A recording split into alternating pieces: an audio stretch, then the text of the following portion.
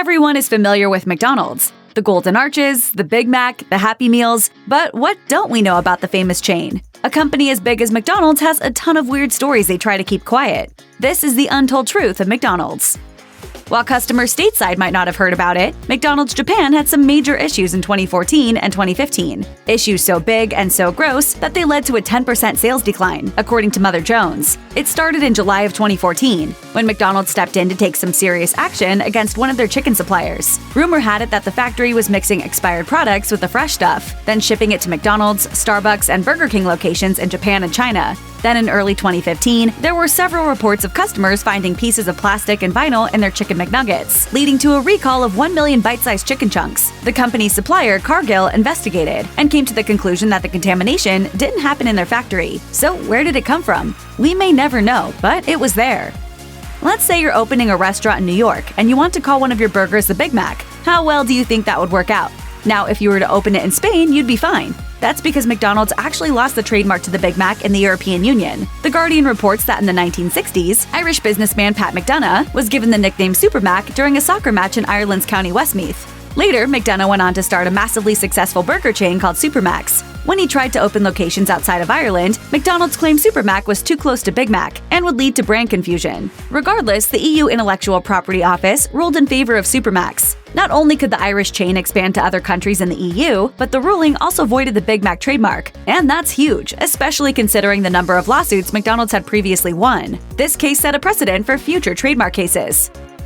McDonald's isn't just about food. If you have fond memories of opening your Happy Meal to see what toy you got, you're not alone. Happy Meals made their debut in 1979 and have been popular ever since. So popular, in fact, that The Motley Fool says they accounted for about 20% of sales in 2004, which incidentally made McDonald's the world's largest toy distributor at the time. Some fun, some food, it's all inside this Happy Meal. Happy Meals are changing with the times, too. In 2014, The Atlantic reported that because McDonald's UK ran a promotion offering codes for ebooks instead of toys, it made them, temporarily at least, the largest book distributor in the UK. McDonald's is huge, and it's everywhere, but surprisingly enough, it's not historically the largest fast food chain in the world, not by a long shot. It's hard to give exact numbers because so many locations are opening and closing all the time, but according to CNBC, McDonald's was only the second largest chain in the world in 2017, as far as physical locations go. While it had 37,241 restaurants, it was handily beaten by Subway and its 43,912 locations. Starbucks was a surprisingly distant third, trailing with 27,339 stores. When it comes to sales growth, however, Starbucks and McDonald's were miles ahead. According to Business Insider, Subway was also at the top of the pile in the US, with around 25,800 domestic locations in 2018, though that number was falling. Starbucks had recently passed McDonald's, with 14,300 domestic stores, in comparison to McDonald's roughly 14,000 US restaurants. In 2020, QSR reported McDonald's was still in third place, trailing Subway and Starbucks once again. McDonald's makes and sells food, so that must be how it makes its money, right? Not quite. According to Quartz, a large percentage of profit comes not from Big Macs and fries, but from real estate. Part of their franchising strategy involves buying the land the restaurant will occupy, then leasing that plot to the franchisee. And about 85% of McDonald's locations are run by franchisees. More than that, they often lease the properties at massive markups. So even though the average McDonald's makes around $2.7 million annually, the average take-home pay for a franchise owner is just $154,000 a year. Around 22% of gross profits goes to rent, and the numbers are staggering. As of 2016, McDonald's held about $30 billion worth of real estate, and that netted them an annual profit of $4.5 billion. Talk about a brilliant business plan. If you've ever thought running a McDonald's might be for you, here are some pretty shocking numbers that might make you think twice. Business Insider reported that McDonald's requires new franchisees to have $750,000 in liquid assets available before they're even considered. Startup costs can range anywhere from $958,000 to $2.2 million, and they include everything from construction to kitchen equipment and signage. Franchisees are responsible for paying 40% of that with non-borrowed cash, though the rest can be borrowed. Then, franchisees pay a $45,000 franchise fee, as well as rent and 4% of gross sales every month. They're also responsible for any necessary upgrades to keep in line with other McDonald's locations. And some of those fees are pretty shocking. A Create Your Taste kiosk will set you back $125,000. A McCafe espresso machine is a whopping $13,000, and upgrades to the interior can run up a bill as high as $600,000. And if they decide the whole restaurant needs a remodel, you're looking at as much as $2 million.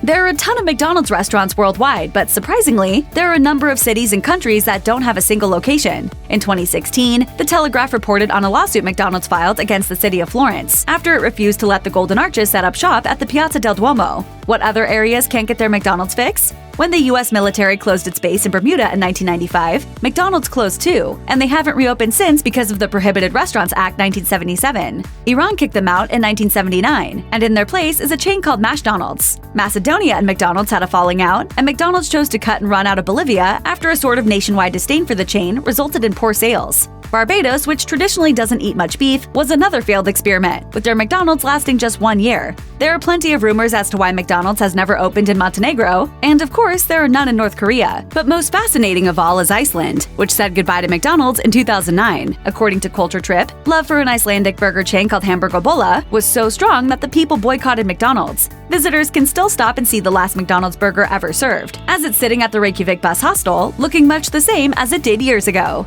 If everyone did just one thing to help the environment, it would make a huge difference. In 2018, one-time-use plastics, particularly drinking straws, made headlines as people started to realize just how bad they are for the environment. According to Ocean Collective, they're one of the items most commonly found during beach cleanups, and the problem with getting rid of them is that the alternatives are much more expensive. But McDonald's still vowed to ditch straws, starting with restaurants in the UK and Ireland. According to The Independent, all 1,361 locations promised to have their plastic straws replaced by paper ones at a much greater cost to the company. Both government officials and customers lauded the decision, but not for long. By 2019, it was revealed that the new paper straws offered at UK locations were no more recyclable than their plastic counterparts.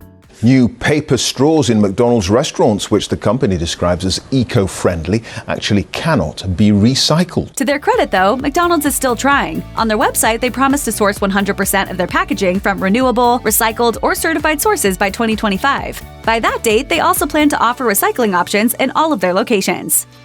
McDonald's is one of the parties involved in England's longest-running legal case in history, and it's just as much of a saga as you'd expect. In 1986, London Greenpeace released a pamphlet called What's Wrong with McDonald's? Everything They Don't Want You to Know. There were all kinds of accusations in it, from the mistreatment of animals to encouraging litter. In 1990, McDonald's filed a libel suit against 5 people. 3 apologized, but Helen Steele, a part-time bar worker, and David Morris, an unemployed postal worker, headed to court. The pair got next to no help, and when they appealed to the European Court of Human Rights for legal aid against the millions McDonald's was throwing at them, they were essentially told they were doing well enough on their own. BBC says it wasn't until 1994 that the full trial was in motion, spawning around 60,000 pages of documents. It wasn't over until June 19, 1997, when the judge issued a 762-page verdict, finding McDonald's not guilty. He thus ordered Steele and Morris to pay £60,000 in damages. The pair refused. McDonald's expressed no interest in collecting, and the case went down in history. Not everyone loves McDonald's, especially animal rights activists. The chain's official stance is, "We believe treating animals with care and respect is an integral part of our commitment to serving McDonald's customers safe food." Regardless, animal rights groups say the company is not following through on its commitment. In 2018, Animal Equality partnered with other organizations to demonstrate at McDonald's locations and to broadcast iAnimal, a VR experience that took people, quote, inside factory farms to see the suffering of the chickens that ultimately made it onto McDonald's menus. They called out McDonald's not just for its policies, but for neglecting to be the leader in animal welfare they thought it should be. According to The Independent, one of the core issues was unnatural breeding practices, which resulted in chickens that got too big too quickly and ended up suffering all kinds of health issues. All this came on the heels of McDonald's announcing that they were going to be raising the standard of care for their chickens by 2024.